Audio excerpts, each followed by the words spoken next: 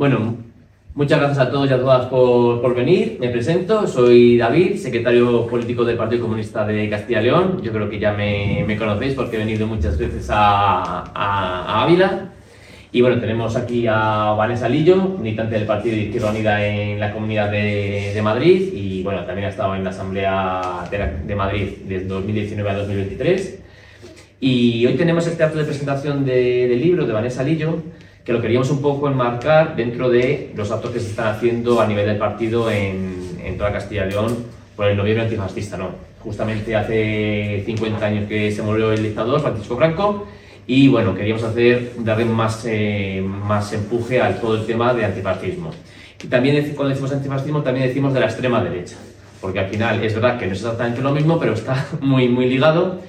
Y entonces, bueno, pues nos parecía que este libro que une esta parte más de extrema derecha, pero también con la parte de comunicación, que es un poco la batalla cultural que muchas veces igual hemos dejado de dar o no damos con todas las fuerzas que tendríamos que darla, pues nos parecía que estaba muy interesante. Vamos a hacer la presentación del libro y luego abriremos un espacio de preguntas para que podáis un poquito preguntar a la autora o reflexionar sobre el tema del fascismo. También decir que un poquito esto lo vamos a ir dando continuidad con otro tipo de actividades, puesto que bueno, es una de las líneas más importantes que nos hemos marcado en el partido, entonces tendremos esto, pero bueno, haremos otro tipo de actividad también relacionadas con esto. Y también muy ligada con el tema de comunicación, un documental que tenemos sobre también cómo influencers y tal de extrema derecha gestionan un poquito todo el tema de redes sociales, que bueno, ya veremos un poco diciendo.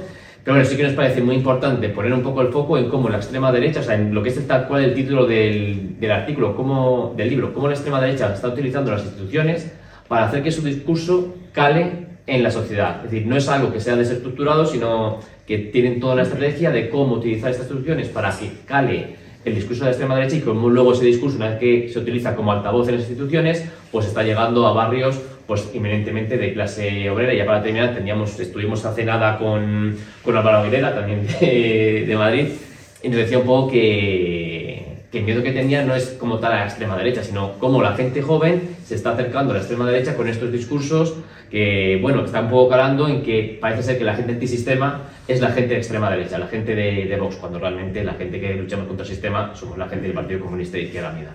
Sin más, pues damos paso a Vanessa Lillo. Muchas gracias. Gracias, buenos días a todas y a todos. En primer lugar, encantada y agradecida de la invitación, tanto a las camaradas y compañeras de Izquierda Unida y del PC de Castilla y León, y encantada de estar en concreto este fin de semana en Ávila. La semana pasada estando en Valladolid también, entonces yo de verdad agradecida porque, y sobre todo, que este tipo de actos, como comentaba David, lo más interesante ya no es lo que yo os cuente aquí, ya aviso, esto no es un recetario mágico, esto no da soluciones, es identificar un problema y como marxistas y como nos gusta analizar la realidad concreta, el no tomar decisiones o tomar qué queremos hacer no en base lo que opinamos, lo que creemos, lo que nos parece, sino una vez analizado este contexto, ¿no? Y con este riesgo cierto que tenemos de qué está pasando. Entonces, este libro en concreto es un estudio de caso y la motivación viene de mi propia experiencia, como decía David, en la Asamblea de Madrid entre 2019 y 2023. 2019, y aunque es un estudio de caso sobre Vox en la Asamblea de Madrid, no es una cosa aislada. Lo que sale aquí, lo estamos viendo, lo reproduce Vox y se replica en otros parlamentos autonómicos y allá donde están en las instituciones. O sea, es útil no solamente por el caso de Madrid. Y la motivación viene porque, claro, en 2019 Vox entra por primera vez en la Asamblea de Madrid.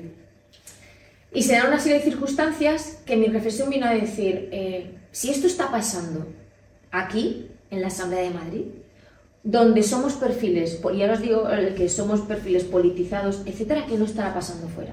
Y en concreto es, en el primer pleno del 2021, sabéis que 2019 y 2023, en 2021 Ayuso convocó elecciones, entonces en 2021, en ese primer pleno, Rocío Monasterio, que ya no está, pero la que era portavoz de Vox entonces, desde la tribuna, estaba haciendo un discurso que a mí me parecía claramente, sin tener que decir, perdonadme la expresión, puto negro o hacer insultos, estaba haciendo, a mí me parecía un discurso de odio, dirigiéndose a Serín Vallé, el diputado negro, que he visto que viene del Top Malta y toda esta parte. Entonces yo en ese momento, la presidenta de la Asamblea tiene que velar porque se dé el espacio de debate, no haya faltas de respeto, etcétera. Entonces, yo me puse a increpar a la presidenta diciendo, cállala, no puede decir eso, no podía decir esas cosas. ¿Qué sucedió? Que me expulsaron del pleno. 3 avisos, 3 llamadas al orden, rápido, y me expulsaron del pleno. Y yo tuve que abandonar el hemiciclo entre todo el aplauso de toda la bancada, la derecha y extrema derecha. Y nadie se inmutó. Y esto tiene una segunda parte, y es que unas semanas después, en otro pleno, una diputada del Partido Socialista menciona al hermano de Ayuso con las mascarillas. Entonces ahí sí la presidenta de la Asamblea le dice a esa diputada que retire esas palabras. La diputada dice que no lo retira, por lo tanto, la expulsa. Es expulsada. ¿Qué sucede? Que a diferencia de la anterior expulsión, ahí toda la oposición, incluido Vox, nos levantamos y nos salimos del hemiciclo en solidaridad con lo que entendíamos que había sido algo injusto. Hubo hasta periodistas que se acercaron, se dieron cuenta de la diferencia y me dijeron, ostras. Entonces yo ahí dije, ¡buh! Si esto está pasando aquí, y me explico, es decir, si hay una nazi, porque es una nazi, haciendo un discurso de odio, y quienes estamos sentados en el hemiciclo, incluso todo, voy a meter todo el ámbito, voy a meter al PSOE en la cosa progresista, sin abrirme, o sea, todo este arco parlamentario, nadie se inmuta, y lo normalizamos ahí, y sin embargo, hiperventilamos, porque se menciona al hermano de una cosa, es decir, las consecuencias en la sociedad de un discurso y del otro no tienen nada que ver, y sin embargo, nos hiperventilamos y nos levantamos cuando se habla de un hermano y no cuando hay un discurso de odio institucionalizado. Que de hecho a mí me echaron la bronca por ponerme así en el pleno. Y dije, pues lo siento, lo volvería a hacer. Yo no estoy aquí, dije, tiene narices que la comunista que critica las instituciones burguesas esté pidiendo ahora un juego limpio, no sé qué se... Entonces, eso dije, si esto está pasando aquí dentro y está calando, ¿qué no estará pasando fuera?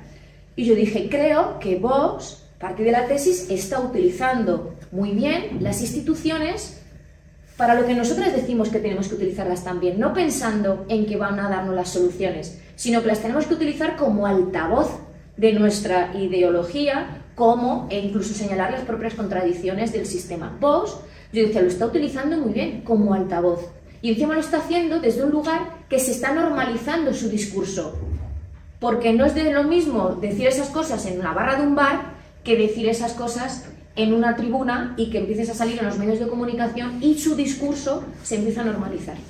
Por lo tanto dije, creo que lo que está haciendo Vox es que tienen muy claras sus prioridades, su agenda la tienen muy clara, y creo que no solamente ellos están hablando de sus temas, y no solamente es que se hablen de los temas que le importa a Vox, sino que están consiguiendo que todos hablemos de los temas que le importa a Vox. Y aquí ya lanzo la primera reflexión para el debate, es... ¿Nosotras somos capaces de marcar agenda? ¿Hablamos de lo que a nosotras creemos que es prioritario o lo que hacemos es opinar sobre lo que otros hablan? Porque no es lo mismo. Y yo creo que como dicen tantas barbaridades, al final llevamos mucho tiempo, evidentemente diciendo, no, es que hay que salir diciendo, hay que rebatir lo que están diciendo, ya, pero el tiempo que ocupamos en rebatir lo que otros dicen, también no lo estamos utilizando en otros temas que a lo mejor para nosotras también son prioritarios. Y luego, por otro lado, yo dije, no solamente es, creo que está todo el mundo hablando de sus temas, sino también cómo hablan de esos temas. Entonces, ese estudio de caso, dije, vale, aquí lo que vais a ver, ha habido alguna presentación, algún compañero que me ha dicho, recomiendo empezar el libro por la segunda parte, porque esto está basado en el análisis social del discurso. Entonces la primera parte es toda la parte del marco teórico que viene a explicar en qué me baso yo para hacer estas conclusiones, y la segunda parte son los ejemplos concretos, ¿no? Pero yo dije, vale, pues voy a recopilar todas las iniciativas de Vox durante los 4 años, las cientos de iniciativas, a ver de qué temas hablan.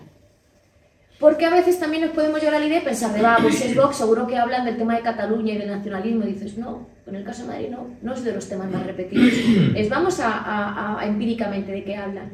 Y efectivamente hay un tema que se repite, además hay variaciones entre la primera legislatura y la segunda. Hay un tema que se repite en las 2 legislaturas, que quizá a lo mejor, yo hay también reflexión, a lo mejor no le estamos prestando la suficiente atención, y es el tema de la educación, que luego volveré. La educación es un tema que ellos insisten mucho, y luego recuperar este tema de cómo hablan de la educación. Hay otro tema que se repite también, que es el de los menores extranjeros no acompañados. Ese no es sorpresa, ese sabemos de decir, y es su caballo de batalla, y siguen lo que ellos llaman los menas, ¿no? Y el estigma y cómo lo criminalizan, etcétera, etcétera. Y luego hay el otro tema que no surge, que podríais decir, uy, no ha dicho nada de la igualdad de género, o lo que llaman ellos la ideología de género. Pues ese tema, entre 2019 y 2021, no es uno de los temas en los que ellos empezaron a hablar. Empiezan a hablar a partir de 2021, lo cual también nos tiene que hacer reflexionar qué estaba sucediendo en nuestro país en 2021. Estaba habiendo ciertos avances legislativos, lo cual nos lleva a otra reflexión. ¿Nos preparamos cuando hacemos avances legislativos? ¿Tenemos prevista cómo va a reaccionar, valga la redundancia, la reacción, y nos preparamos para que no se nos venga todo encima? Ahí lo lanzo, porque quizá este sea el ejemplo de, ostras, se hicieron ciertos avances sin entrar y podemos tener en ciertos temas que somos conscientes que puede generar contradicciones, puede generar, pues, pero en términos generales, si se hace un avance y no nos preparamos para hacer un dique de contención, para resistir, puede pasar, y yo creo que en este ejemplo, es decir, todos los avances en igualdad de género que se hicieron, ha hecho que Vox haya hecho su caballo de batalla. ¿Y en qué punto nos encontramos ahora? Entonces, una vez planteado de, vale, estos son los temas de los que hablan, luego me di cuenta que dije, ¿cómo hablan de esos temas? Porque, como decís, el problema, o el riesgo, no el problema, cierto, no es... O habrá gente que diga, pero si eso siempre han existido. Sí, sí, siempre han existido. Pero el problema es que, o sea, la cosa es que hayamos conseguido que esos discursos fuesen algo anecdótico o se hubiesen quedado en el ámbito privado. Porque si había ciertas cosas que si alguien lo decía en un ámbito social, sabía que iba a tener el rechazo de la sociedad. Y ahora lo que hemos visto es que no, que ahora lo dicen abiertamente, pues eso, desde tribunas, desde parlamentos, y en ocasiones... Ahora el discurso señalado pueda ser el que tengamos nosotros y nosotras. Y dices, es verdad, se ha normalizado, y lo peor es que no son discursos que no solamente replican, no es que haya ahora gente, la gente joven sí que se vincula, los chicos jóvenes se vinculan y dicen, sí, sí, yo votaría a Vox. No, no, el riesgo cierto es el de aquellas personas que no se identifican con Vox, que no les gusta Vox, que incluso se pueden considerar personas progresistas, pero que sin embargo, si tú tienes una conversación en ciertos aspectos, ¡fum!, sale el ideario de Vox. Y ese es el riesgo. Y que de hecho no es nuevo. Hay un libro, yo mucho de la obra me sirvió, fue como me acompañó, un libro que recomiendo siempre que se llama La lengua del Tercer Reich, de Viktor Klemperer. Es un filólogo que cuenta en primera persona, un judío, y él habla justo, iba viendo la evolución y decía, no, no, es que aquí se iba viendo la evolución de cómo gente que odiaba a Hitler y que no se identificaba con Hitler empezó a replicar los postulados y a practicar lo que quería. Y ese es el riesgo. Y es lo que estamos viendo. No, el problema, seguramente muchos de los que en el informe de la juventud que ha salido hace poco, que decían, creo que era un 20%, niegan la violencia machista. Yo no creo que ese mismo porcentaje se identifique con Vox. Entonces, el problema no es que se identifique con Vox, ¿no? El problema es que niegan la violencia machista, es decir, cómo está calando esas ideas. Entonces, lo que me di cuenta en esa segunda parte, y es lo que motivo con el que sigo ahora con el doctorado, siguiendo con esto, es qué herramientas podemos poner en marcha, ¿no? Identificando cuál es la estrategia, porque como bien ha dicho David, no es una cosa aleatoria, no es una cosa que se vayan inventando. Está muy bien, hay una arquitectura ideológica muy fuerte. Y lo que me di cuenta es que había estrategias que se repetían, ya fuese para hablar de la educación, ya fuese para hablar de lo que decíamos de los menores extranjeros no acompañados, seguían una estrategia. Y me di cuenta y planteo ahí 4 ejes principales en torno a la arquitectura ideológica en la cual va montando su discurso. El primero es lo que yo he denominado el conflicto ideología política. Ellos han conseguido que parezca que la ideología es mala. Y la ideología la practicamos la izquierda solamente. Ellos no. Ellos es lo que tiene que ser. Ese es lo que tiene que ser. ¿No? Decir, y que en ocasiones, yo he escuchado declaraciones también que caemos en eso, cuando se plantea una propuesta política, decir, no, no, no, esto no es de ideología, esto... ¿Cómo que no? Sí, hay que reivindicar la ideología, todo es ideología. Vamos a comprar el pan y decidimos si no compro aquí porque me he enterado que ha tratado mal a los trabajadores, eso es ideología. Entonces, ellos han trabajado mucho el conflicto y ese matiz negativo acerca de la ideología. Por lo tanto, ellos se presentan como fuera de la ideología.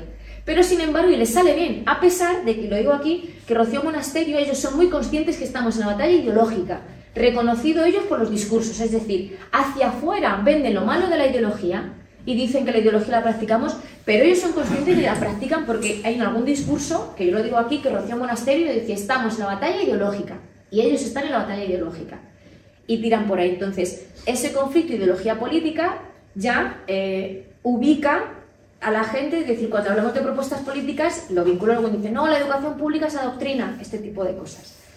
El segundo es los valores, lo que digo, los valores amenazados. Ellos están construyendo, lo que decía, ellos están planteando la construcción de un mundo en el que evidentemente sobramos la mitad, pero además lo plantean como de que es que no hay otro mundo posible. Y ese es el problema, que haya gente que diga, es verdad, es que es la única posible. Dice, no, vamos a confrontar las construcciones de los mundos. Y en ese mundo que construyen, ellos hablan de unos valores que están siendo amenazados. ¿Qué valores para ellos están siendo amenazados? El primero, la libertad. Su concepto de libertad, que aquí siempre digo, la mejor portavoz del concepto de libertad de Vox es Ayuso, y en Madrid. Pero ellos, además, un concepto de libertad que tienen completamente vinculado al tema de la seguridad. Donde si no hay seguridad, no hay libertad. Y esto lo digo porque, claro, ¿quién pone en peligro, lo retomaré luego, el peligro que pone la seguridad para tener la libertad? Son los menas para ellos. Luego va a ir todo encajando. El segundo valor que se pone en riesgo, pues yo estoy utilizando el miedo, que también lo utilizó Hitler, la emoción del miedo. Utilizar mucho el miedo, el discurso del miedo. El segundo valor que está amenazado es la familia. Y ya veremos de decir, claro, su modelo de familia. Porque lo que no encaja con su modelo no es la familia. Y la familia, igual que la libertad la vinculan a la seguridad, la familia la vinculan a la educación. Por eso digo el tema. Y en concreto, y os sonará, y luego iré retomando estos elementos, a la educación y a la libertad de las familias para elegir sobre la educación de sus hijos. Y aquí tenemos una gran batalla. El ejemplo del PIN parental, mal llamado PIN parental, que se tendría que llamar veto parental. Porque yo lo hablaba, me decía, digo, ¿cómo hacemos ahora? Porque yo creo que hay esa batalla sí que no la han ganado. Porque, claro, un padre, una madre, lo que más quiere son sus hijos, quiere lo mejor para ellos. Entonces considera que el poder decidir sobre la educación de sus hijos le parece algo positivo. ¿Vas a ir tú a explicarle? No, mira, te voy a explicar por qué tú no debes elegir sobre lo que tiene que estudiar tu hijo y que tiene que recibir cierta formación en esto, porque te va a contestar, es verdad, queréis adoctrinar. ¿Por qué no voy a poder yo elegir con lo que...? ¿Entendéis cómo él monta la arquitectura? Y lo llevo al ejemplo, aunque está pasando también más, es igual que un médico. Es verdad que desde la pandemia ahora también se está cuestionando más la opinión de los médicos y ahora con esto del autodiagnóstico y las redes sociales, ahora vamos nosotros al médico a decirle qué es lo que nos pasa, pero eso no pasaba antes, de decir, confiábamos en el médico.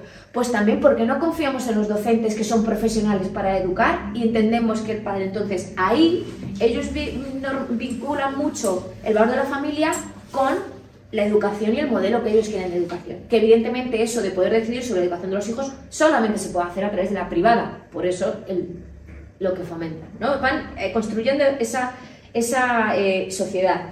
Y la parte de los otros, del tercer, bueno, no son los dos valores asociados a estos elementos. Una vez yo planteo un mundo en el que estoy poniendo en alerta a través del miedo qué valores y qué cosas están siendo amenazadas, yo tengo que decir quiénes son los culpables. Yo tengo que señalar para que la gente se ponga contra ellos, evidentemente.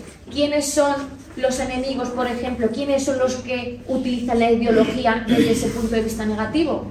La izquierda, lo que decíamos. Por lo tanto, la izquierda, así, tan abstracto y entrando ahí todo, son los enemigos los que no permiten la política de Estado, de razón de ser, que nos haga avanzar. ¿Qué pone en peligro a la familia?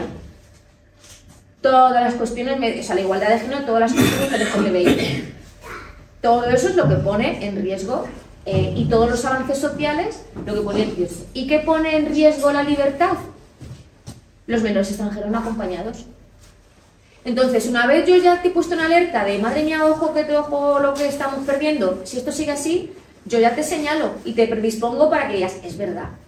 Y en esto, también una reflexión que Vox dice mucho, que habla de las identidades y que la izquierda es un modelo que lo que queremos la izquierda, literal, en discursos, es enfrentar a hombres contra mujeres, padres contra hijos. En ese mundo de enfrentamientos hay una identidad en los que más se están aprovechando de la política identitaria son ellos, porque hay una que no tocan. Y esto también lo lanzo a la reflexión porque que a nosotras no nos genera ninguna contradicción y es si la estamos utilizando suficiente. Y es la de clase. Es la de clase. Pues yo digo, jolín, pues yo estaría de acuerdo si me dices que la izquierda lo que quiere enfrentar es al capital contra los... Sí. ¿Quiere enfrentar a opresores contra oprimidos? Sí. Pero eso no lo dicen. ¿Por qué? Porque ellos, su ideología, su ideario económico, ellos forman parte de la clase opresora. Ellos no cuestionan el sistema. Por lo tanto, como no cuestionan el sistema, que nosotras sabemos que es el que genera todas estas discrepancias, estas desigualdades, ellos, para seguir protegiendo el sistema que genera esa desigualdad, lo que tienen que hacer es señalar muy fuerte a los culpables que se inventan, para que incluso gente de la clase trabajadora diga, es verdad, el trabajo que yo no quiero porque me pagan muy mal y es el negro, no es que no lo quiera, es que me lo está quitando el negro que viene. Es verdad, yo no puedo pagar ni la hipoteca, pero es que me están ocupando la casa que no tengo. Porque este tipo de, por ejemplo, ¿y cómo afecta? Hemos visto que cuando se pone a hablar, por ejemplo, de la ocupación, luego llega el CIS y te dice, tercera preocupación, la ocupación, ¿has tenido algún problema? No. O con la inmigración, el problema, la inmigración, ¿has tenido algún problema con la inmigración? No. Entonces, ¿cómo opera todo eso? Luego me estoy bueno, pensaba que llegamos. Pero es que todo esto no tiene casualidades. Una vez dicho esto, evidentemente el cuarto paso es presentarse como los salvadores. Hombre, no te voy a poner, te lo tengo que presentar todo muy negro y cuando ya estés asustado y sepas que no son culpables, yo te digo que yo estoy aquí para salvarlo. Y eso es cuando se presenta, cuando dicen, incluso señalan a la derechita cobarde. Meten incluso en el saco, ¿no? De toda esa parte. Entonces ellos vienen a presentarse, además utilizan mucho el lenguaje bélico y la parte esta de la confrontación, en la parte de la batalla, y ellos vienen a presentarse como los salvadores. Todo esto que os he dicho de esta arquitectura, además, utilizan recursos que replican. Y esto lo lanzo porque, y ya lo adelanto, igual que este estudio yo pregunto, ¿les está funcionando? Si estamos aquí es porque nos está preocupando que les está funcionando. Y esto es para poner encima de la mesa las herramientas y, sin complejos, yo soy de la opinión, nosotros lo hacemos por una causa justa y queremos sacarnos las dificultades. Si hay herramientas de comunicación política que funcionan, reflexionemos. Y si no las estamos utilizando bien, utilicémoslas, porque estamos viendo que otros... Entonces, esto es, pues, ¿qué recursos? Tienen varios. Uno, por ejemplo, hay un profesor, un catedrático, Manuel Lizcano, que utiliza mucho el tema de la metáfora, las metáforas que utilizan, es muy importante dentro del análisis social del discurso. Y él habla también de la retórica descarada.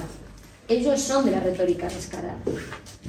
Y esto se asocia a esa retórica descarada que en ocasiones presentarse como los antisistema, como ser, y que llama la atención. Una retórica descarada que ya lo que hacen es ocupar el titular y saber que van a tener cierto espacio en los medios de comunicación, que eso sería otro debate para utilizarlo. Tienen otra cuestión que es los esquemas, esquemas binarios muy simples y nos marcan el terreno de juego. Y aquí voy a poner un ejemplo, si os suena. Esquemas binarios me refiero, para ellos es todo A o B, amigo o enemigo, conmigo contra mí, no hay opciones. ¿Y qué hacen?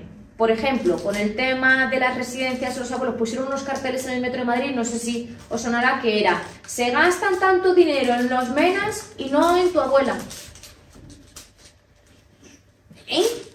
Y pues así es todo. Comparte y dices, ¿y esa falacia?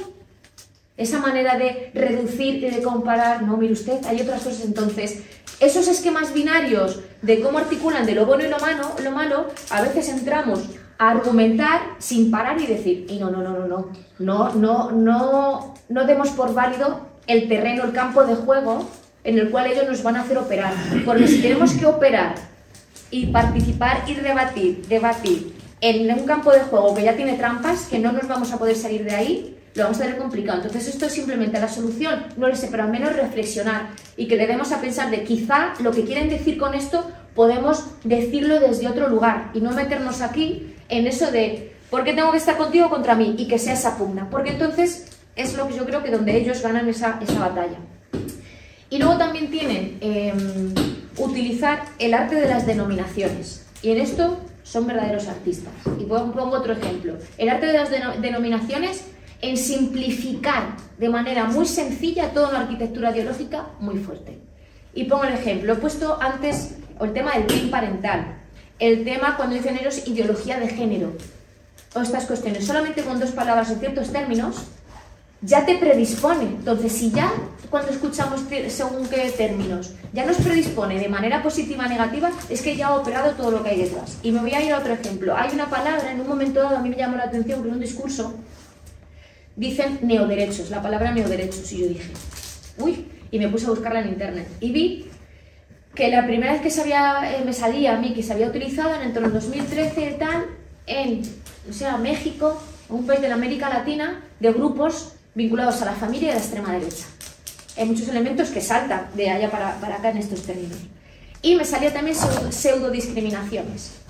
Y lo que vienen a utilizarlo, ya había algún artículo escrito al respecto, y dices, aquí es verdad que no lo están utilizando mucho, pero ellos lo que utilizan neoderechos es para referirse a todos esos nuevos derechos, avances en derechos sociales, que ellos consideran que no son derechos, que son privilegios de unos pocos para obligar a una mayoría. Los ejemplos, todo lo que tenga que ver con el matrimonio igualitario, no, pero el tema trans, la igualdad trans, o lo que tenga que ver con igualdad de género, o la violencia machista, ¿se entienden? Los llaman neoderechos porque ellos lo que dicen no son derechos, son reconocimiento de privilegios de unos pocos para obligar a una mayoría. Porque no son, hay discriminaciones porque ellos llaman pseudodiscriminaciones, porque para ellos, por ejemplo, la discriminación por cuestión de sexo no existe. Para ellos solo existe la discriminación por una cuestión ideológica y es la que sufren ellos. Pobrecitos. ¿Entendéis lo que hay detrás? Es verdad que a día de hoy no opera, pero si empezamos a escuchar neoderechos, es mucho más sencillo etiquetar con neoderechos todo lo que hay detrás. Los neoderechos son todos aquellos avances sociales que son una pantomima porque realmente no quieren responder a un déficit de derechos o un avance en igualdad, sino que quieren ser impuestos por una minoría para la mayoría. Pues yo me lo ahorro y digo neoderechos, pseudodiscriminaciones. Ese es un ejemplo del arte de las denominaciones, de cómo simplifican todo lo que hay detrás. Y frente a eso, yo creo que en esto, y termino de decirlo para lanzar a la reflexión, es uno de los debes que nosotras yo creo que más nos cuesta.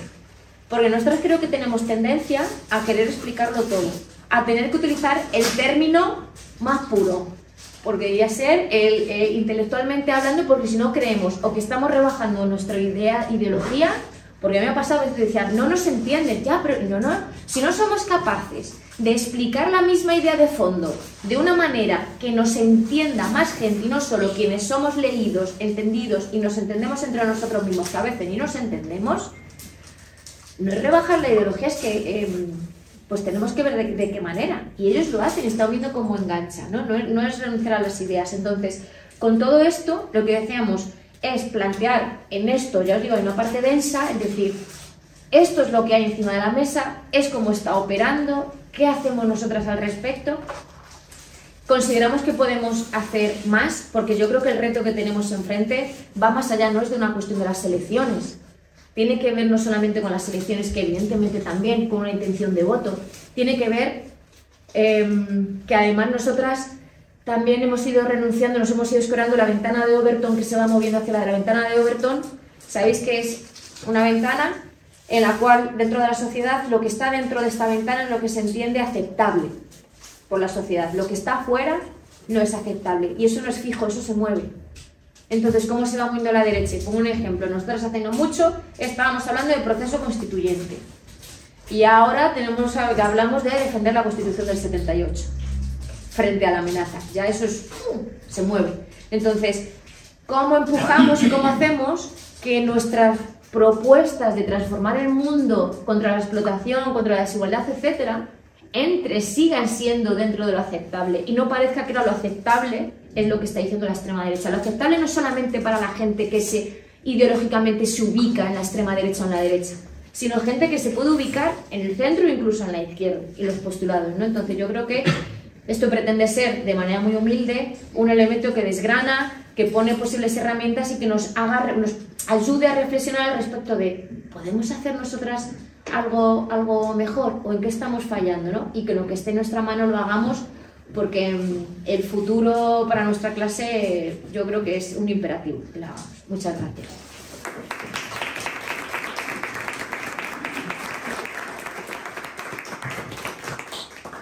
Pues vamos a coger ahora vamos haciendo yo creo que 3 preguntas y vamos reflexionando, respondiendo un poco como podamos. Entonces, si queréis intervenir, levantéis la mano, yo damos paso.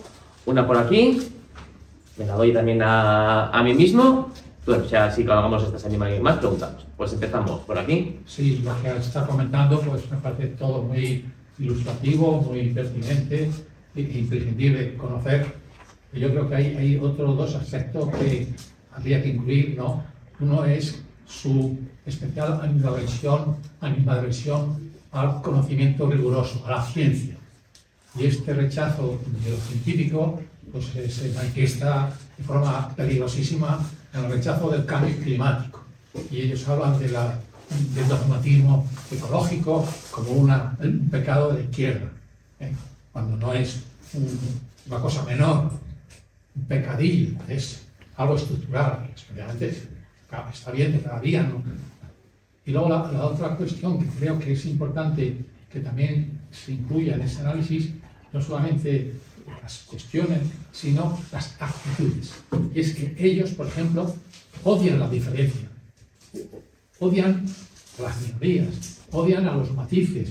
Es decir, el hecho de que algo sea propuesto por un grupo menor en cantidades, pues es despreciable. Realmente, para la gente progresista de izquierdas, pues los matices, lo que opinan las minorías, es absolutamente imprescindible su aceptación o su respetarlo.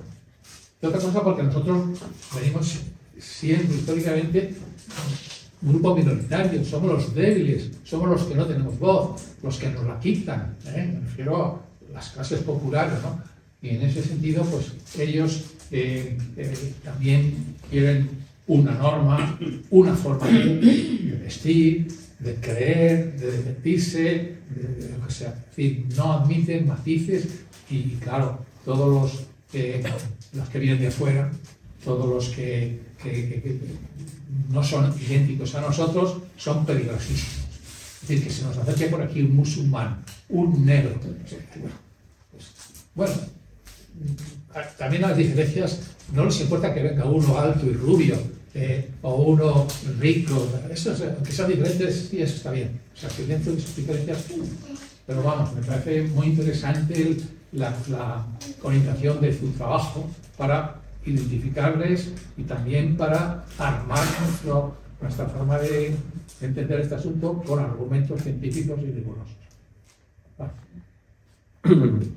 Yo quería preguntar un poco, en Castilla y León fue la primera comunidad autónoma en la que entró Vox, y un poco lo que hemos visto es que, bueno, también lo que salió de la Junta de Castilla y León, del equipo de gobierno, lo que vemos es que Vox no utiliza tanto las instituciones para hacer propuestas políticas respecto a la comunidad autónoma, sino que directamente lo utilizan como un espacio en el que hacer política a nivel estatal. De hecho, es muy sencillo escuchar el mismo discurso de Vox en Aragón, en Castilla y León, en Madrid, en el resto de sitios donde está. Es decir, no lo utilizan tanto para resolver problemas autonómicos o provinciales o locales donde estén, sino para hacer directamente una batalla ideológica. Y no sé si igual a veces nosotros también, por la configuración que tenemos desde el partido de Izquierda Unida, que es un poco distinta, muy basada en lo local, si a veces pecamos un poco de ir a problemas muy pequeñitos, con discursos muy complicados y que prácticamente no tienen relevancia, en vez de dar un poco más esa batalla ideológica en esas tribunas. Y luego la otra pregunta es, Vox, no sé hace cuánto tiempo, hace un año o así, ¿no? Salió de todos los parlamentos autonómicos en los que gobernaba con el PP. Un poco que reflexionar, es decir, yo un poco lo que pienso es que el discurso que estaban dando vamos a decir, no era compatible con lo que estaban haciendo en las instituciones, porque estaban metiéndose, por ejemplo, con el tema de migración, cuando realmente ellos gestionaban en algunas comunidades, alguna serie de debates que tenían que, bueno, les hacía entrar en contradicción y se dijeron, vale, preferimos salir de gobiernos autonómicos, aunque tenían cierta relevancia y cierto peso político en estos gobiernos, para poder seguir teniendo nuestro discurso reaccionario y no entrar en incoherencias que muchas veces nos pasa a la izquierda, ¿no? Que tenemos una postura política que es A, pero que al estar en instituciones, voy a decir el caso de Palestina por poner ejemplo, es decir, que la postura política del Partido de Izquierda Unida es muy clara, pero cuando estás dentro de instituciones, al final entras en esas incoherencias. Y que entonces, si piensas que fue algo directamente que estaba pensado un poco en esa línea para poder seguir utilizando las instituciones como altavoz, sin entrar en esas contradicciones que les podría sacar, pues por ejemplo, más el PP. Oye, aporto la tercera y así acabamos. Bien. Sí, Vox lleva ya unos cuantos años en la dinámica política del país y siempre ha actuado igual, porque efectivamente, como tú nos explicabas, responden a una estrategia perfectamente definida, porque se integra dentro de los movimientos que hay en Europa y a nivel mundial y demás, ¿no? Y nosotros siempre que hablamos de este tema nos referimos a la capacidad o al éxito de su comunicación hacia la gente. La gente entiende los mensajes que ellos hacen. Yo supongo que está perfectamente estudiado cuáles son los conductos que llevan o las vías que utilizan para llevar ese mensaje fácil de entender. Y supongo que desde la izquierda se habrá planteado en serio utilizar vías de comunicación similares a las que utiliza Vox, aunque no sean las mismas, pero que faciliten la transmisión de esa idea, ¿no? Y en todos estos años no hemos conseguido encontrar eso, algo ha fallado ahí. A mí me gustaría saber si hay alguna explicación de por qué lo que usan ellos y les da resultado no nos da resultado a nosotros en el caso de que lo usemos, que no sé si hemos llegado realmente a utilizar. A pensarlo desde luego todos. ¿Por qué no hacemos lo mismo que hacen ellos? ¿Sí? Bueno, gracias. Reflexiones interesantes y que dan para bastantes cosillas. Empezando lo que comentaba de la animadversión a la ciencia, completamente de acuerdo. Lo que pasa que lo que decía, aquí no viene como tema, porque ese sería un ejemplo del que ellos no hablan del tema, sino que sería al revés, es decir, saben que la sociedad da lo que cree, marcan su oposición, y efectivamente sí que sería un ejemplo de lo del arte de las denominaciones, que ellos hablan lo que es de fanatismo climático. Intentan por ahí, pero yo creo que, o sea, no es de las iniciativas, ellos no son, lo que hacen es estar en contra de cuando se hacen iniciativas, pero no son sus propuestas, ellos sus propuestas las llevan de otros temas, pero sí, ellos lo del fanatismo climático intentan, ¿no? Sería ejemplo más de la cuestión del arte de las denominaciones. Y es verdad que lo que es preocupante en términos de sociedad es, como que no se puede normalizar el cuestionamiento de la ciencia, pero cuando estamos viendo, ¿cómo se llama el entrenador de fútbol que le están llevando los platos, sí, el terraplanista? No sé cómo también es, tiene que haber, sería para otro debate, pero códigos deontológicos de decir, no puede ser que se dé por válido gente hablando de la Tierra es plana y nos parezca que es libertad de expresión. Vamos a ver. Entonces ese el riesgo de decir que parece que ahora se cuestione la ciencia porque la ciencia es ideología, ¿no? O este tipo de cuestiones. También completamente de acuerdo en la cuestión de odian la diferencia, las minorías, pero desde la clase, como bien has dicho. Por eso digo que el elemento que no genera contradicciones, ellos sí, y eso que no quieren tocar es la cuestión de la clase. Porque dicen los altos rubios no molestan, es igual cuando dicen al rico turismo, al pobre racismo, ¿no? Este tipo de cuestiones. Pero eso me lo dejo porque lo de las contradicciones lo voy a unir con una cosa de las contradicciones y de las coherencias. Completamente de acuerdo con lo del altavoz. Ellos lo utilizan como altavoz. Creo que son ellos más los que cuestionan cuando dicen somos antisistema, en el sentido de cuestionar las instituciones burguesas. Yo no he visto, y no lo digo negativo, creo que pecamos, las comunistas de Izquierda Unida, el sentido de la responsabilidad, que sabéis que luego es reconocido incluso por la derecha, tenemos casos, pero normalmente te llegan, hay gente que dice, mira, te reconozco que no estoy nada de acuerdo con vosotros, pero he de reconocer que soy gente seria. Eso seguro que os suena, y en muchos ámbitos de trabajar, y de no solo es concreto, que te llega un vecino con un problema concreto y tú te vas y te dedicas un momento de tiempo en eso. Y estás en lo concreto, en lo cotidiano, Mientras lo que dices, ellos de utilizarlo como altavoz, porque ellos no quieren arreglar la vida de la gente, porque ellos están en esa batalla ideológica, y es cómo conjugamos el no meternos. Ojo, yo lo digo esto y hago, soy la primera autocrítica, porque yo decía, estoy metida en la máquina esta, y estoy en la máquina en el día a día, en lo concreto, y estoy perdiendo el foco de arreglar las cosas concretas, y nos están dando la batalla por otro lado, y la estamos perdiendo en esa parte de las ideas. Pero ellos lo tienen claro como altavoz. Y puede ser que digan, va, como nosotros no queremos solucionar los problemas y la pasta, no, hablando así en plata, al estar en seguir en las instituciones, cuando salgamos de gobierno ya tenemos subvención o la recibimos también por otro lado, o tenemos dinero para seguir haciéndolo, nosotros nos quitamos de contradicciones, de gestionarlas, y evidentemente desde la libertad de la oposición, puede ser desde la oposición, y aquí me vais a permitir que voy a hacer una comparación, las comparaciones son odiosas, pero también hemos visto el cambio de actitud, por ejemplo, con Podemos. Que ahora cuando te sales y no estás, quieres hacer muchas cosas. Y dices, es que las cosas no se dicen que se quieren hacer cuando no se puede, se hacen cuando se puede. Entonces, es mucho mejor decir que tú harías, y que digan, es que esto lo harían. Y dices, ya, pero a veces te puede pasar factura, porque dices, ¿por qué no lo has hecho cuando has estado? Entonces, yo creo que vos es mucho más fácil decir todo lo que tú harías desde fuera y seguir haciendo esa batalla ideológica, y les pueda predisponer en una mejor posición para no cargar con ninguna responsabilidad y presentarse a los siguientes procesos de yo no tengo nada que ver con esto, ¿no? Y puede ser una posibilidad. Y esto lo llevo a lo de las contradicciones. Claro, te sales y no tienes contradicciones. Las contradicciones son naturales, y cuando estamos en gobiernos, esto es otro melonazo. Pero es, ¿cómo abordamos ahora cómo abordamos nosotros las contradicciones? ¿Las gestionamos bien? Yo, mi opinión, y lo digo aquí, creo que no gestionamos bien las contradicciones. Contradicción, por ejemplo, no puede decirse que no hay desahucios, y tenemos compañeras y camaradas que están en La Paz, en el sindicato de inquilinas, que están parando desahucios. Y que se complica nuestra actividad política cuando te identifican, que formas parte de que estás ahí. Entonces, a lo mejor tenemos que ver de qué manera decir, sí, somos conscientes de que no es lo que queremos. Siguen pasando estas cosas, pero no venderlas, o reformas laborales. No es lo mismo decir que la última reforma laboral es la primera en mucho tiempo, que por una vez los clases trabajadoras no pierden derechos, a decir que es la mejor reforma laboral.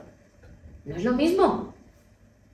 Entonces, a lo que voy es, estando en lugares, somos capaces de ser coherentes hacia afuera, reconociendo que a lo mejor no todo lo que está haciendo las políticas son como nosotras quisiéramos, somos conscientes y seguimos trabajando para ellos, y eso no es venderlo como una derrota. Mejor plantear, oye, es una victoria parcial, pequeñito, no es suficiente, seguimos empujando, a intentar autoconvencernos de que es maravilloso, que no nos lo creemos ni nosotros en ocasiones, y nos genera otras discrepancias. ¿Por qué? Porque quien está libre de polvo y paja te va a señalar. Entonces, evitemos que sean otros los que nos señalen las contradicciones y las reconozcamos nosotros diciendo, señores, señoras, estamos aquí, estamos haciendo esto. ¿Es suficiente? No. ¿Es necesario? Sí. Avancemos.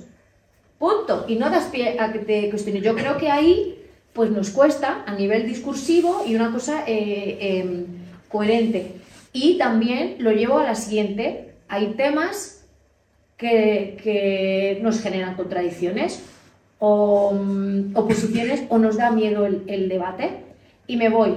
También podría ser, tenemos una política, o que a lo mejor lo evitamos porque no tenemos una política clara, porque también hablamos de la comunicación. Para saber cómo decir las cosas, lo primero es saber qué tenemos que decir, qué queremos decir. Si no sabemos qué queremos decir, no podemos debatir en cómo lo decimos. Entonces, a lo mejor hay veces que es que no tenemos claro el qué decir, y me voy. Negar conflictos no ayuda, y me voy. Si hay una percepción en la sociedad, está calando un discurso que está diciendo que la cuestión de la migración, ojo, no digo problema, yo soy de las que también el lenguaje construye realidades, y hablar de problema porque ello es un problema, no, una situación puede generar un conflicto. Decir que no existe el conflicto y que cualquier que diga que estén viniendo en patera es un racista, creo que enfocamos mal. Porque hay gente que puede decir que percibe que hay una situación en su barrio, que hay un centro, y el problema no es los menores, el problema es que la administración no está contestando, y que donde tiene que haber 100 hay 500. Y eso puede generar problemas de convivencia. Y no pasa nada por decir, pero si eso, en vez de decir, es que la administración no responde, decimos, no, es un racista, va a decir, ostras, pues me voy a ir con el que no me regaña. Porque es que esta gente de la izquierda me regaña todo el rato y me dice que soy un racista o soy un machista, no sé qué, simplemente por decirlo. Eso también es como cuestionamos las contradicciones, ¿no? De decir, cómo señalamos y cómo armamos el discurso para confrontar, no para decir simplemente, no, racista, machista, next. No, porque vamos a ir perdiendo, siguiente, vamos a ir perdiendo gente por el camino. ¿Cuál es la tecla? No lo sé, pero yo identifico que hay margen para hilar fino. Creo que necesitamos hilar fino. Y luego, con el tema de la comunicación, estamos hablando todo el rato de Vox, no he comentado, pero ya no es Vox. Pensemos, por ejemplo, Alvise, porque decimos instituciones. Alvise no estaba en las instituciones, en un canal de Telegram y para las europeas, y fijaos. Entonces, esto es lo que nos lleva, y también hay estudios que ya plantean el papel que tienen incluso los grupos de WhatsApp de las AMPAs. Los memes, cómo circulan los memes, imágenes que parecen chistes blancos, que no llevan un logo de Vox, pero que tú rascas y lo que hay es reacción de ideas reaccionarias de otros temas. Y cómo se utilizan grupos de confianza o de la guardia está baja, como puede ser un grupo de papás y mamás de los niños del cole de los compis de mis hijos. Pues yo no voy a pensar ahí que la gente.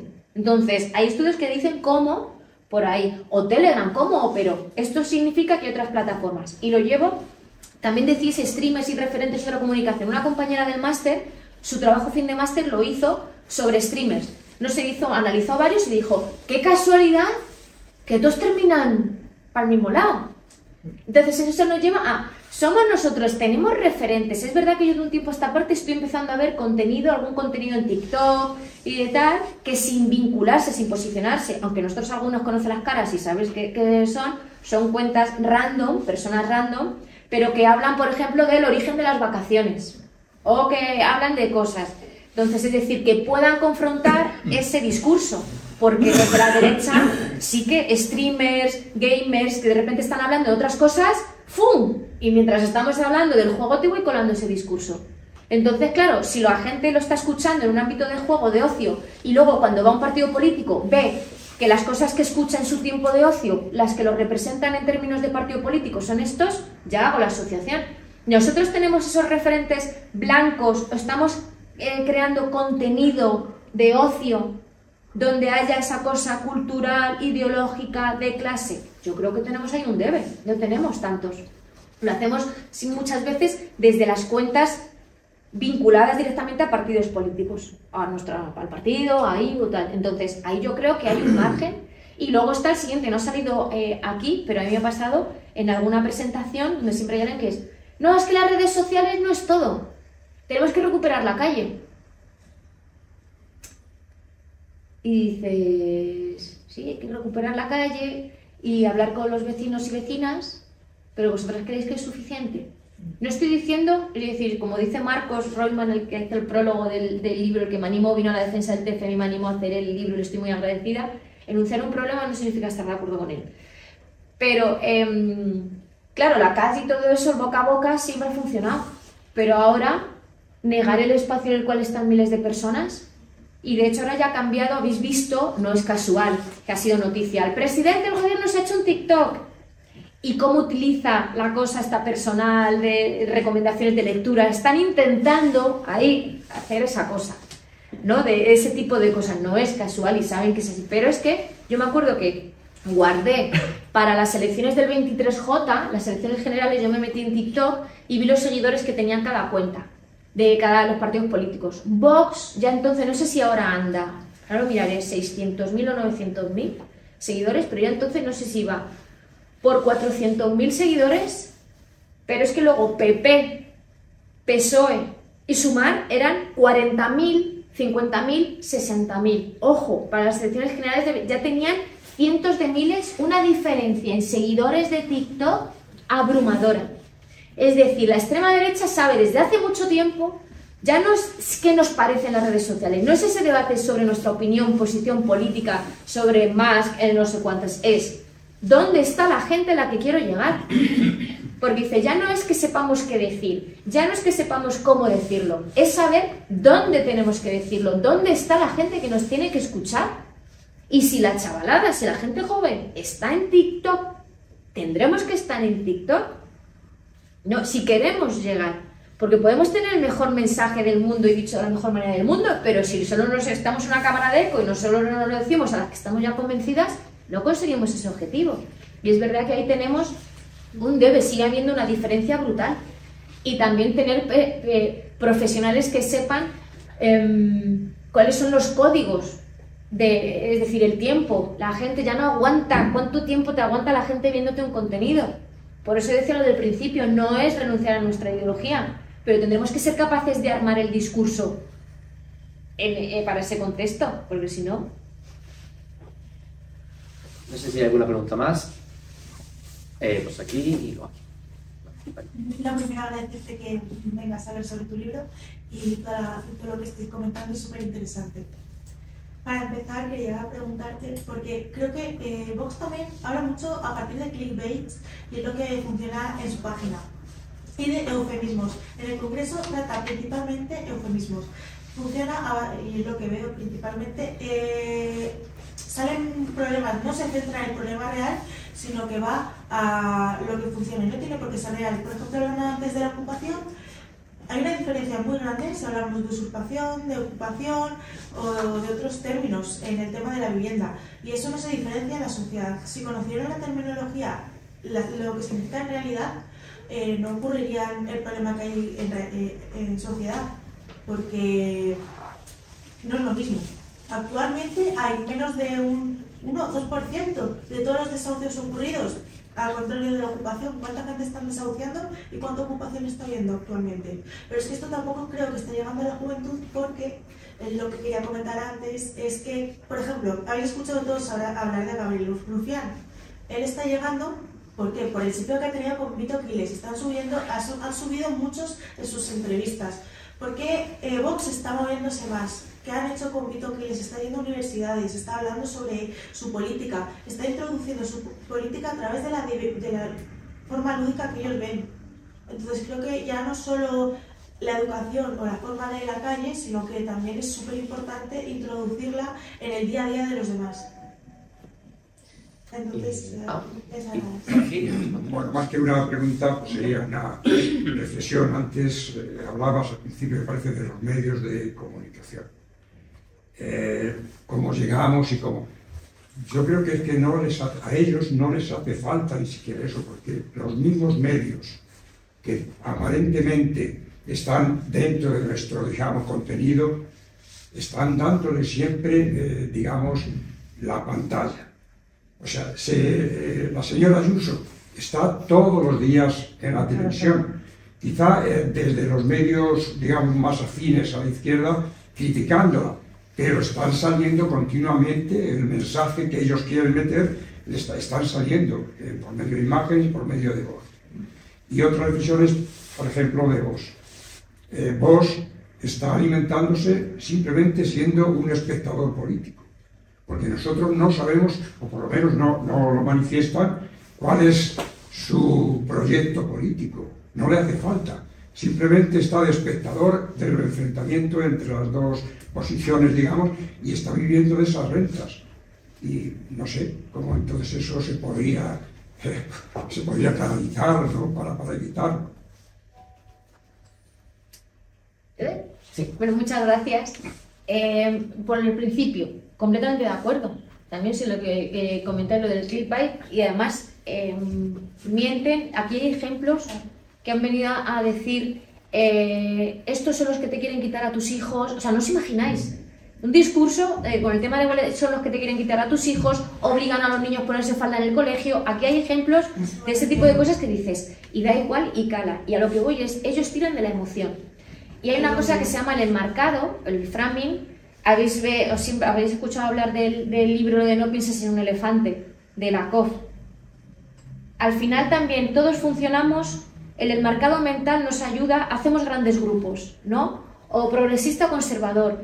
El hecho cuando dicen las mujeres de izquierdas son feas, guarras, tal, son vagos, no se me explicó. Eso es el enmarcado mental. Y ellos utilizan mucho esa parte tirando de la emoción para ya predisponerte de una manera. Esto lo que llevo es, claro, nosotros somos racionales y decimos si tenemos que tirar, a lo que digo, tendremos que enganchar de alguna manera. Y si ahora la gente, por el scroll, por tal, hay que enganchar con la emoción, tendremos que utilizar la emoción. Tendremos que utilizar la emoción para que nos den la posibilidad de qué es lo que estamos contando, ¿no? No entrar en la mentira, pero es verdad que a ellos les da igual, van y sobre todo, y lo de la parte del día a día, es decir, que tengamos, claro, con Vito Quiles le están haciendo una cosa, es decir, pues tener esos tipos de referentes que en el ambiente lúdico, cultural, no vinculado a la gente, podamos ir confrontando todo ese tipo de cuestiones. Y luego con la parte también la comunicación, los medios de comunicación. En este verano, en uno de los cursos del doctorado, estaba Javier Ruiz, el que está por las mañanas está en la radio, está Pardo de Vera, y estaban hablando y ellos mismos decían, es que no tenemos claro, los medios de comunicación, que es del ámbito periodista, tampoco tienen claro cuál sería la estrategia, si se hace el cinturón sanitario y no se les da voz, o está la parte informativa, y son conscientes. Por otro lado también con Ayuso, por ejemplo, la publicidad institucional. El primer anunciante de Javier Ruiz decía, a que siempre habéis escuchado, nunca vas a ver un programa de televisión que se meta con el Corte Inglés, por el dinero que se deja en publicidad. Y decía, pues no, que sepáis que el Corte Inglés se llama Comunidad de Madrid. Y os asustaríais, dice, si el monopolio que tiene estuviese en otro ámbito, estaríamos escandalizados del monopolio que tiene, de la cantidad de millones de publicidad institucional con la que riega los medios. Entonces, si tú estás haciendo que haya medios y la subsistencia de algunos pseudomedios subsistan gracias a la pasta que te están dando, no van a morder la mano que les da de comer. Y eso es muy, muy complicado. Y se suma además en la que yo creo que también estamos en una fase de la política espectáculo que dices, yo a mí me daba una rabia, me tiraba 12 horas en los plenos de la Asamblea. Y cuando luego veía las noticias se decía, no me lo puedo creer, ¿de verdad la noticia es que si te echo así parece que te he apuntado con una pistola, que si he sacado una piedra, que si me he vestido de basurero, que si no sé cuantitos, que si te he dicho, pues si nos abortaron, que es grave, pero que al final estamos en el detalle, en las cosas de las formas, y yo decía, la gente no sabe que han aprobado una ley ómnibus que nos recorta en esto, que nuestros datos sanitarios se van a compartir con no sé qué tal. No, daba igual, y a mí de verdad eso me llevaba a los demonios porque era, ostras, es que están las cosas de calado, y dices, ¿y cómo peleas? Y entras y te das cuenta, y de hecho en los propios discursos yo decía, joder, está en la Casa de la Palabra, la batalla, vamos a confrontar las ideas aquí, y te das cuenta que no hay un debate cierto, porque cada uno, su discurso está preparado para poder cortarlo en minuto y medio, para el primer tuit, para el segundo tuit, para vídeos cortos y saber, y dices, ya no estás preparando un discurso en torno a una argumentación y luego contestar a lo que te dice, ya está precocinado casi todo, pensado para esos cortes. Por lo tanto, incluso la calidad del debate, uno, y dices ya, el debate, y es esa, dices, ¿cómo rompes eso? Pues es muy complicado. Porque además el sistema que tenemos en España, que se llama el sistema mediterráneo polarizado, la mediatización que existe entre los partidos, entre la política y los medios de comunicación, pues tiene esas características de mucha relación por el dinero que se da, el tema de la profesionalización de los periodistas, entonces es muy complicado. Sí, esto ya lo he dicho, creo que ya no me dejo. Dice, ¿cómo hacemos? ¿Cómo hacer? Yo ya había dicho desde el principio, no tengo la solución, no, esto no es un libro de soluciones, es que veamos que hay muchísimas posibilidades, pero yo creo que sí queda una variedad de elementos y que sí que tenemos capacidad o posibilidades de abordar, ya no entrar en los medios de comunicación, que se nos escapa, pero en cómo utilizamos nosotros, por ejemplo, las redes sociales, cómo generamos el contenido, cómo somos conscientes, es decir, vamos a adaptar el discurso y vamos a ser conscientes de que tenemos que tirar de la emoción para enganchar, cuando ahora todo es emociones y se nos pasa, nos podemos tirar una hora haciendo así en el móvil o un rato y decimos, pero ¿qué leches está viendo? Contenido nada, pero todo es o que te entretiene o que otro tipo de cosas, ¿no? Y tenemos la dificultad que cada vez hay menos conciencia crítica, menos capacidad de reflexión, que a nosotros es lo que nos gusta. Entonces es cómo adaptamos para poder llegar a a eso. Y tenemos un problema cuando además, y termino con esto, mira, un ejemplo, el año pasado en el curso con el tema de la DANA. Me llegaron unos alumnos, profe, huelga de estudiantes, y dije, por la DANA. Y dije, vale, por la DANA, y me dice una, porque no han enviado a nadie, porque no hay nadie allí. Digo, ¿cómo que no hay nadie? ¿A qué te refieres? Pues que no han enviado militares ni policía. Y ya, digo, bueno, digo, chicos, digo, ¿me podéis decir la fuente? Digo, lo primero que os voy a decir es que siempre que veáis cosas, que no creáis como si sale en la tele es verdad, que tengáis esa parte crítica. Digo, segundo, digo, si queréis podemos debatir de si nos parece poco, nos parece mucho, si han tardado poco o si han tardado mucho tiempo. Pero no me podéis decir que no hay nada. Y digo, porque yo digo, ¿dónde has visto eso? En TikTok. Pues ya en TikTok, cuando te niegan, cuando te dicen lo han visto en TikTok y te niegan la realidad, como justo votación contra el bloqueo de Cuba en Naciones Unidas. Y de una alumna, y te dice que el bloqueo en Cuba es mentira, estás hablando y te dice, y claro, tú aprovechas, era cubana, no existe el bloqueo, y tú aprovechas, dices, como se leen en las noticias, digo, ver si yo he visto en las noticias, digo que en la ONU, Naciones Unidas ha habido una votación, pero no existe, digo, ¿me estás diciendo que hay 100 y pico países que no tienen nada que ver entre ellos en Naciones Unidas que votan contra una cosa que no existe? Me dice, sí. Entonces, claro, dices, me rindo porque, ¿qué haces? Cuando TikTok o cuando el pensamiento, hemos llegado a ese punto, pues a la tierra plana, al negacionismo del cambio climático y esas cosas, entonces lo tenemos complicado, pero no podemos desistir y tenemos que, de qué manera, enganchamos y cuando enganchemos nos soltemos. Bien, pues, para terminar un poco el enlazo, tenemos aquí a la secretaria de Comunicación de Castilla y León del Partido Comunista. Un poco estas cosas, y tuvimos la semana pasada, y estuve en Valladolid en presentación del libro, tuvimos formación del partido y justamente muchas de estas cosas se salieron un poco de el ascenso de la extrema derecha y tal, y muchas cosas se iban repitiendo. Y un poco lo que decías es, el tema de desahucios, o sea, en Castilla y León se cerró la oficina del tema de ocupaciones. Esa noticia no ha salido. Pero tampoco salen de desahucios prácticamente, hay mucho más desahucios y ocupaciones, digo, se cerró la oficina y las 4 llamadas que había habido eran de gente de Madrid, que es de, bueno, es que estoy pegando a Madrid o no, Segovia a Madrid, pues llamo a la de Castilla y León a ver si me hacen caso, que en Madrid no me lo coge. Se cerró y eso no ha salido en medios. Entonces, claro, hay un imaginario que es que pon la alarma porque te pueden ocupar la casa, pero no estamos hablando de desahucios, que yo realmente donde participo más que es en Valladolid vamos a parar desahucios. Vamos a parar, sí. Y que igualmente, a ti no te pueden ocupar la casa, porque en el minuto cero, si es tu primera vivienda, no te pueden ocupar la casa. Obviamente. Entonces, si nos informamos y sabemos de lo que estamos hablando, no nos puede ocurrir. Son segundas viviendas, eso es lo primero, y tercero, te usurpan, no te ocupan. Y en ese momento a esa persona la sacan de tu casa, como ha ocurrido alguna vez. Si ocupan viviendas vacías de fondos buitre o lo que sea, es diferente. Pero hay más viviendas vacías en España que viviendas alquiladas. Entonces, esto es como complicado y lo enlazo un poco con...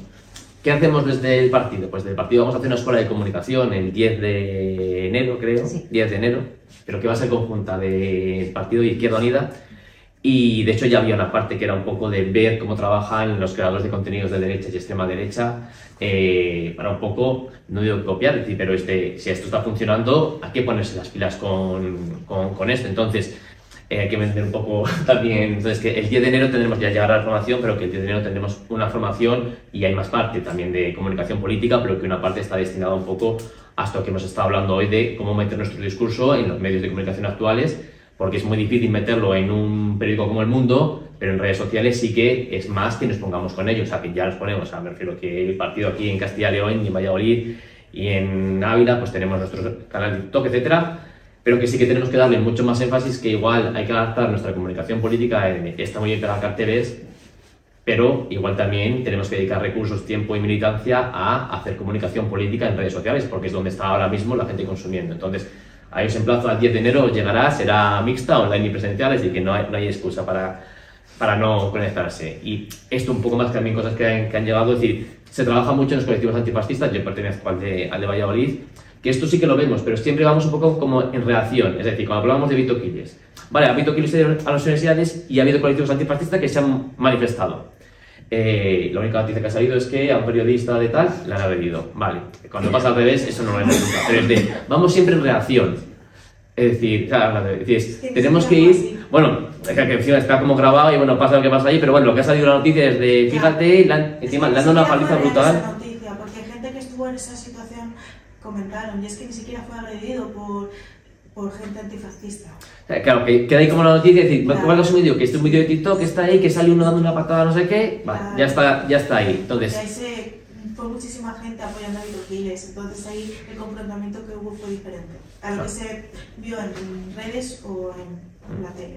Y queda un poco que siempre vamos como a reacciones, es decir, viene Vito Quiles a la Universidad de Madrid, no sé cuál iba, a una de Las Palmas de Gran Canaria, tal, no sé, sí iba a ir, que la mitad de ellos directamente no tenía el permiso, no lo había solicitado. Pero lo que queda es que se le está censurando, es decir, tenemos que pasar a la ofensiva, es decir, no es, está bien reaccionar, si va Vito Quiles, hay que manifestarse, hay que reaccionar, pero nosotros tenemos que pasar a la ofensiva.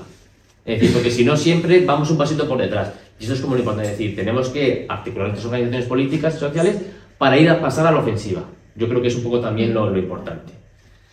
Termino con eso de decir, hay que vender siempre un poco, que no está afiliado a Izquierda Unida al partido, siempre estamos abiertos a que la gente unáis al Partido Comunista de España y a Izquierda Unida.